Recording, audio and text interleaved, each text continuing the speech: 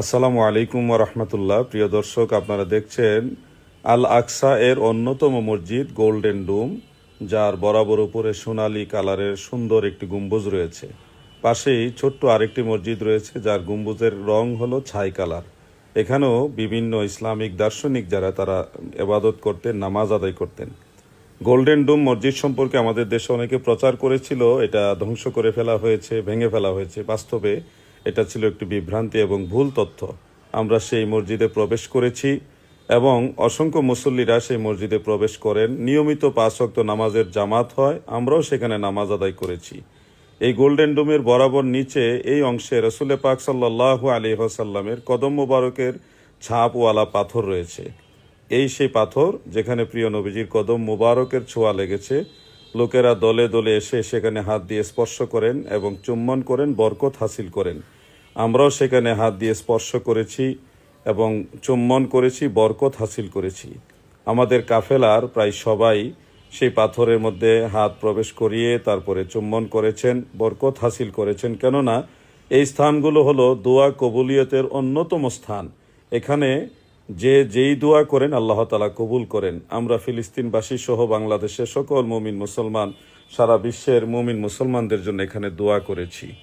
আল্লাহর হাবিব মেরাজে গিয়েছিলেন যেখান থেকে, সেই স্থানটি হলো এই স্থান। এখান থেকেই আল্লাহর হাবিব রাসূল করিম সাল্লাল্লাহু আলাইহি ওয়াসাল্লাম বুরাকের সাওয়ার হয়ে 7 আসমান পার হয়ে আরশ, কুরসি, লৌহ কলম পার হয়ে মহান আল্লাহ তাআলার দিদারে গিয়েছিলেন মেরাজের রজনীতে। প্রিয় দর্শক, আপনারা এখন একটি পাহাড় দেখবেন। এই সেই পাহাড়, যে পাহাড় থেকে বোরাকের সাওয়ার হয়ে দয়াল নবীজি ঊর্ধ্বগমন করেছেন, মেরাজে গিয়েছেন। কতই না সৌভাগ্যবান সেই পাহাড়, যে পাহাড়ে আল্লাহর রসুল সাল্লাল্লাহু আলাইহি ওয়াসাল্লামের কদম মোবারকের ছোঁয়া লেগেছে। আল্লাহ পাকের দরবারে শুকরিয়া আদায় করছি যে আমরা গুনাহগার অযোগ্য নালায়েকরাও সেই পাহাড়কে স্পর্শ করেছি। সরাসরি নবীজির কদম মোবারকের ছাপওয়ালা বা স্পর্শওয়ালা সে পাহাড়। এটার বরাবর উপরে হলো গোল্ডেন ডোম, যেটা সোনালী কালারের গম্বুজ।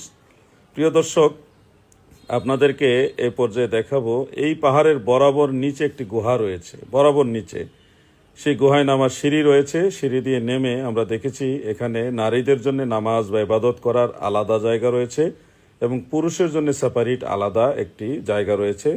লোকেরা সেখানে প্রবেশ করেন এবং নামাজ আদায় করেন, তাসবিহ, তাহলিল, কোরআন তেলাওয়াত, বিভিন্ন ইবাদত বন্দিগিতে মশগুল থাকেন।